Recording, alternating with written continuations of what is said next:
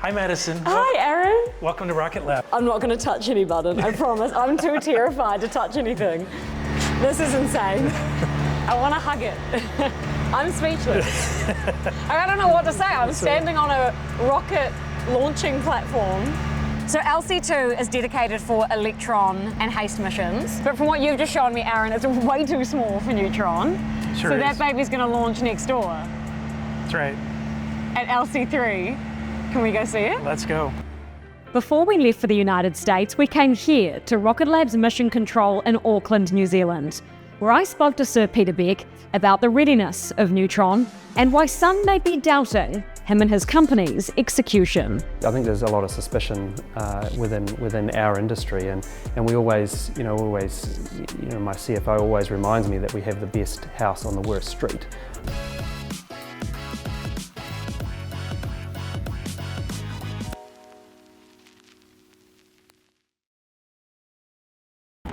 This is the engine that will fire Rocket Lab's next rocket, Neutron.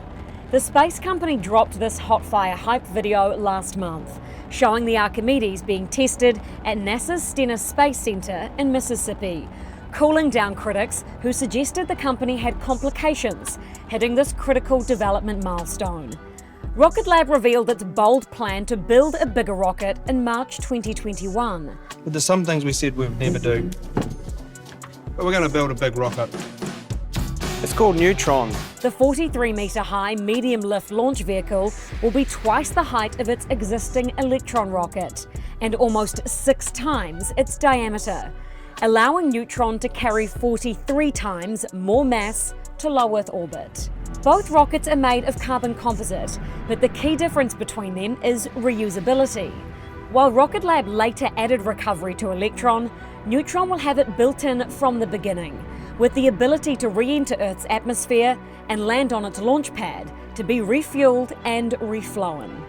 Parts are already under construction, and a machine has been built to automate the production of its carbon fiber components in the United States, where Neutron will launch from. But the big question is when?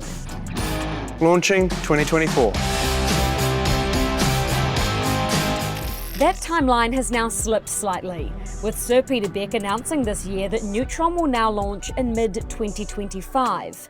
On that agenda, Neutron would still be the fastest ever commercially developed medium-lift rocket. Because at Rocket Lab, when we say we're going to do something, we do it.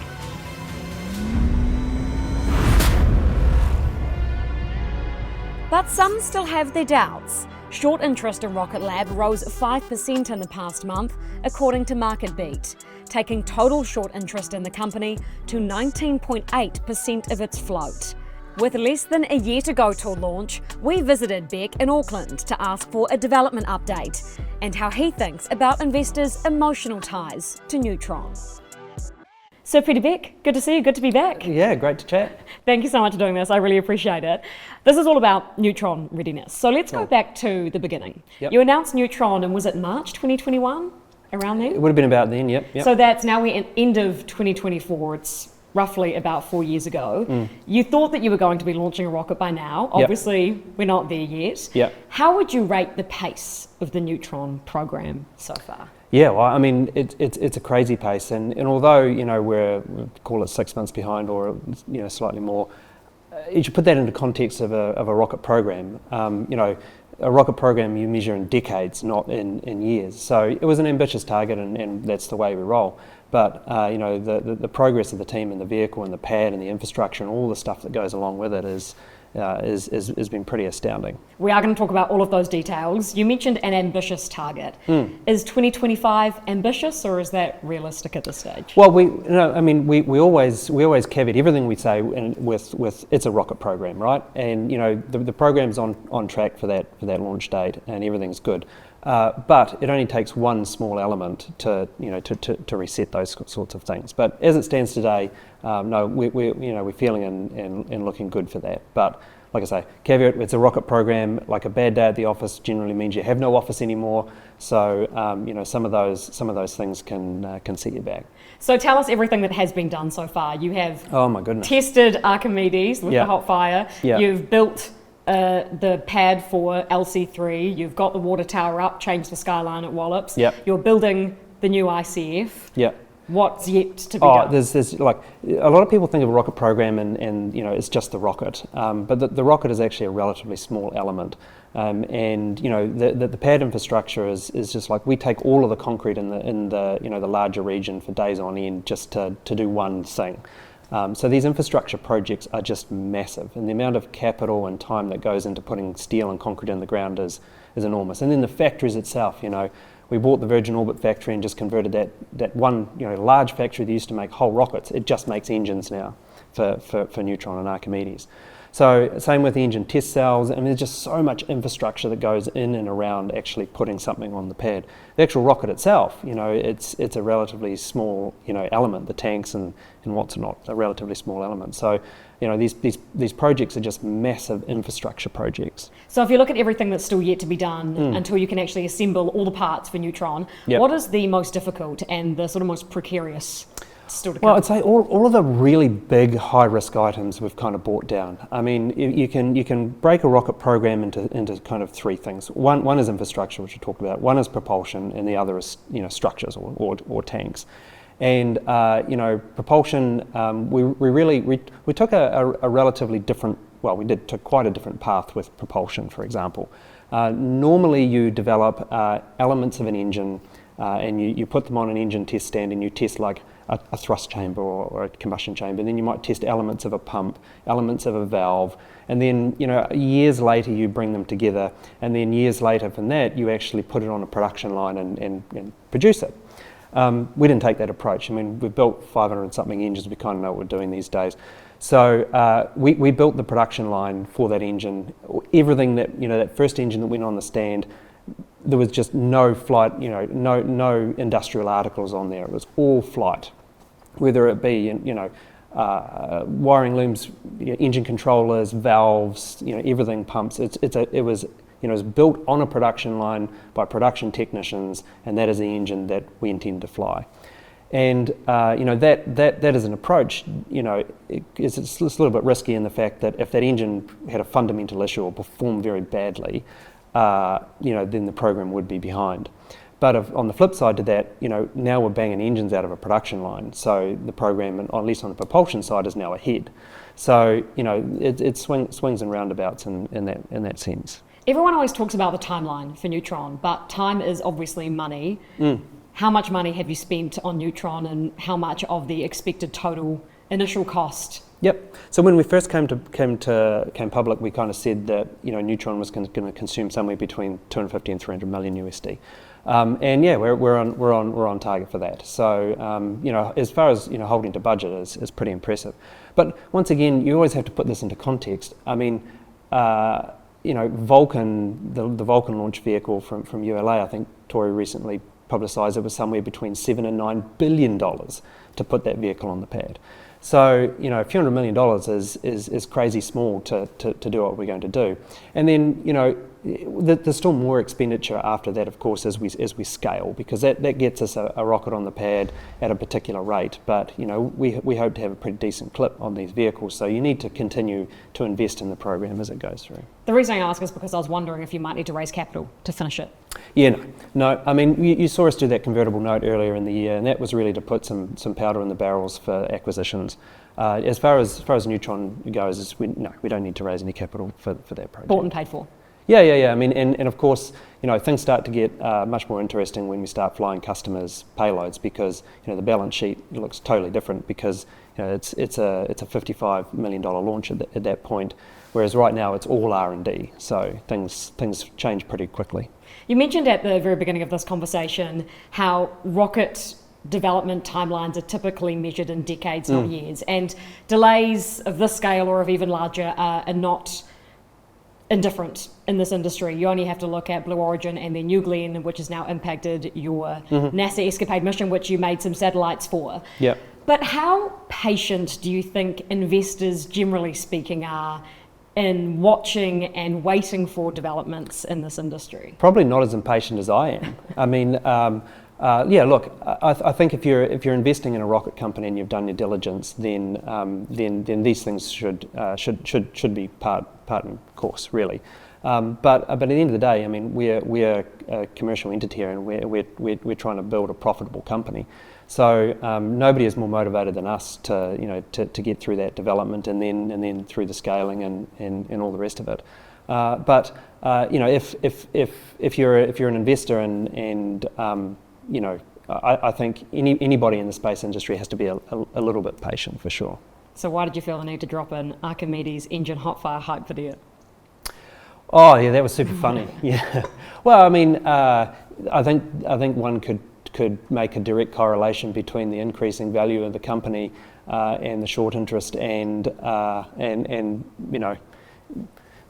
those kinds of things happen in this world. So look, generally we just keep our heads down and just do stuff, so we're not fixated on every hot fire, posting and all the rest of it. But when opportunities to have a little bit of fun come along, then it's rude not to. Just to be clear, that first hot fire did or did not fail? Of course it didn't fail. Yeah, no. I mean, there was no catastrophic explosion or anything like that. Not at all. So we can dispel that Reddit rumor right now? Well, I think we already have. I mean, if you watch the videos, you can see serial number 1 engine running. So I think that's pretty straightforward. Short interest, when I checked, was 18% of the total float, 11% of the total shares outstanding, if you'd prefer that figure. What do you make of that increasing short interest in your company? Well, I mean, when we did the convert, there's always more shorts that come along with the convert, and it's not surprising at all. In fact, it's probably surprising that it's that low, given the amount of failure in the space industry. I mean, you don't need to look far to see just a large number of space companies, especially launch companies that really had no chance, promised the Earth, and then just absolutely ran into a wall. So I think there's a lot of suspicion within our industry, and we always my CFO always reminds me that we have the best house on the worst street, and along with that comes these kinds of things. Does that figure then fuel you to want to prove them wrong? No, I mean. No, I'm not. I don't wake up every morning and look at the short interest and think, oh my goodness. I wake up every morning thinking, right, we've got a milestones to hit. How do we get here? And I think Neutron unlocks a number of things for the company, right? Look, it breaks apart what is essentially a monopoly within medium launch. But the other thing it does for us is it gives us multi-ton capability to deploy our own assets on orbit. So that really opens up the third leg of the stool for Rocket Lab. So Neutron is important for two very different reasons. I don't want to talk more about the opportunity, especially revenue-wise, that Neutron brings to Rocket Lab, but just still on this investor thesis and mindset at the moment. Yep. It feels to me and seems to me like there's a bit of a divide among investors. There's the doubters, who you've just spoken about there, and then there's the loyal defenders. When you first announced Neutron, you said, quote, "When we say we're going to do something at Rocket Lab, we do it." Yeah. Time and time again. Yeah. Why do you think now there seems to be increasing rumours and doubt that you and this company may not execute on what you say you're going to? Wow. I mean, look, I think there'll always be doubters, but I think, the majority of people that we talk to and we interface with, and I think you can see that judged in the increase in performance of the company, is that we do what we said we were going to do. We said we were going to build some Mars spacecraft and deliver them on time. Guess what? We did it, and there's enough history there to go back.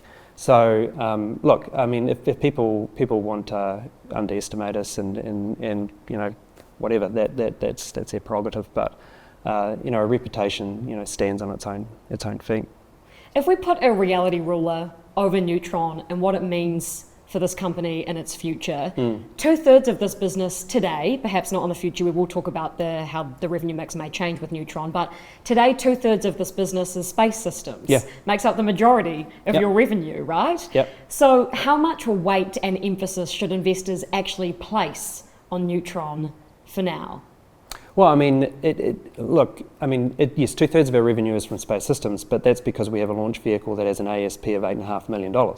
So, you know, and launching frequently, that's great, but it's only an $8.5 million ASP.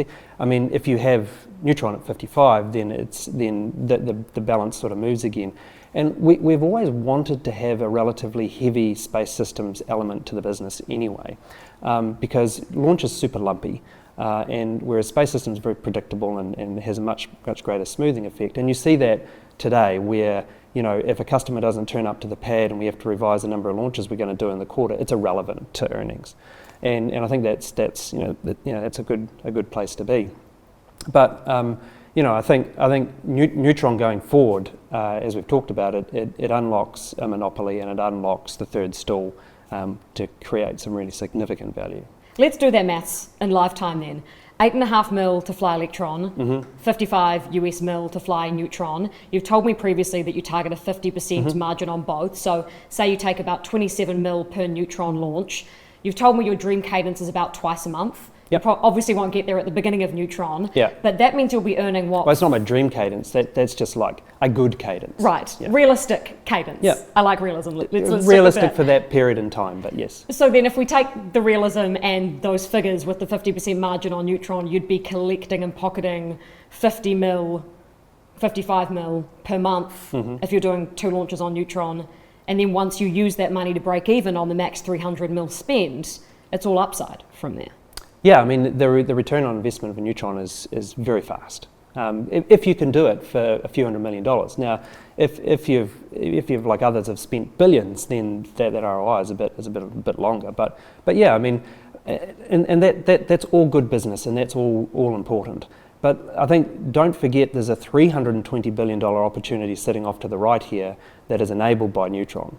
So yes, as a launch business itself, great. Always going to be lumpy and always going to be difficult, but it really is the enabler to something much larger.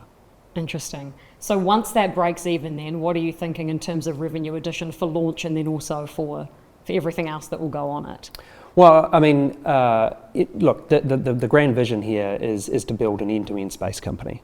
So, you know, launching and breaking apart their monopoly is great, and their Space Systems business continues to grow.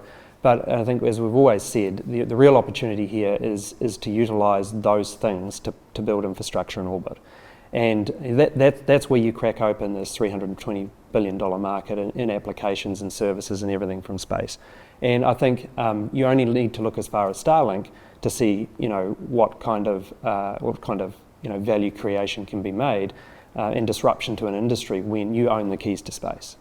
You've spoken to me twice now, you've mentioned it again today, and we spoke about this last time as well, that Neutron breaks up that monopoly that a competitor has. I'm assuming you're talking about SpaceX. You've mentioned Starlink there. Are you not only going to go after SpaceX's launch business, but are you also going to go after Starlink directly? Well, look, we don't talk about what application we're going after because it's just too early. You know, and it's kind of irrelevant. I'm a very kind of methodical person. I like to finish one thing before I start the next, and there's no point about, you know, really digging into applications, you know, until Neutron's flying. It's just irrelevant.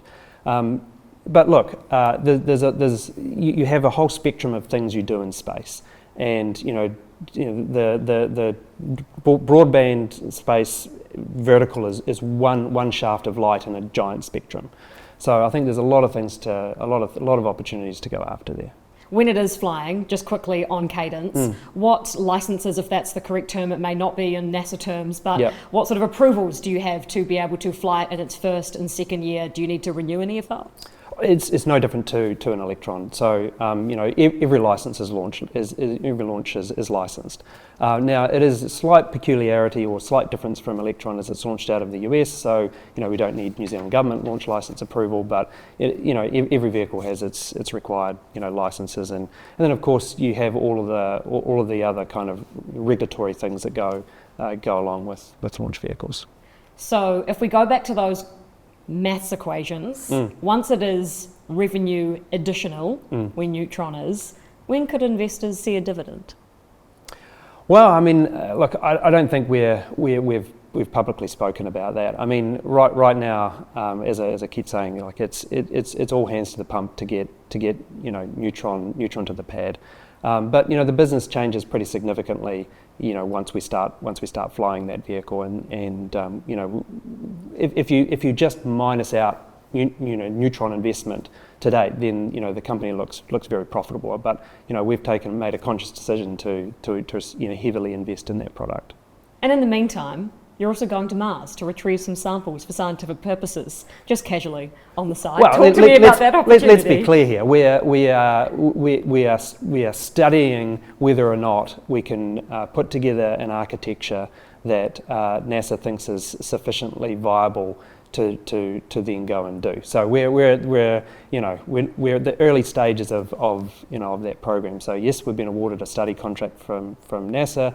To retrieve the samples that are sitting on the surface of Mars right now and bring them back home to Earth. And I think we're uniquely placed for that, because if you asked around the industry who's the best at the world at building a super small rockets for launching off planets, it's us. And then there's only 2 commercial companies that have re-entered a capsule and landed it safely back on Earth, and one of them is us. So these are like 2 core elements, like launching off another planet with a little rocket and bringing a little thing home and landing it safely, let alone some of the other technologies. And who's building Mars spacecraft right now? You actually built 2 of them. Yeah. So not that they're yet to be flown yet. We're going to have to wait a year for that. But well, that's all right. yeah. But the point being is, like, we have really critical key elements that enable that mission. So we think we're going to have a good crack at seeing if we can put something together and make that happen. After this conversation, I don't think you would go and have a crack at something if you didn't think you could execute on it. Well, absolutely not. No. I don't. No. I think we'll put something together that will work.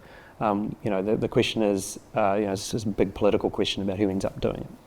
This kind of speaks to you called it disaggregation. We were talking before about government contracts now going to increasingly private operators, especially in space. It's a real trend, isn't it? Yeah, well, I think it's funny, when I first started the company, everybody was talking about the democratisation of space, and then now we find ourselves like right in the middle of it, and it's super cool to be a part of that. I mean, governments no longer really, apart from SLS, really invest in launch vehicles, and the space station is retiring in 2030, and the replacement for that is commercial. Now we've got commercial science missions, and even the Escapade mission, although it's a government mission, it was a commercial entity that built those 2 spacecraft. So the democratisation of space is truly happening. Would Rocket Lab build or apply to build the next International Space Station? Oh, look, that's currently not on our roadmap. If it ever happens, please give me a call. Yeah. Sir Peter Beck, thank you so much for your time. Appreciate it, as always. Cheers. Now, Stacey, I'm just going to ask you a few more questions just about the Wallops facility. What are we going to see? How epic is it? Well, I mean, there's a lot. So it's kind of like an iceberg. For whatever concrete you see sticking in the ground, there's like 2/3 of that below the ground. So you're going to see, a lot of concrete, a lot of steel, and a lot of a busy site, working together to get that pad all operational. Stay tuned for part 2.